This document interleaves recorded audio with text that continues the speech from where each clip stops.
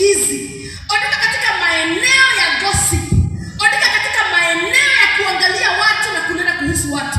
Ingia katika maeneo ya maombi na utaona how powerful our God is. Can I hear somebody say amen?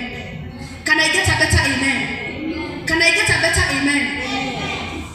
Ukisoma Matthew chapter 7 verse 7 inasemanga hivi: seek and you will find, ask and it shall be given unto you, knock and the doors shall be opened unto you.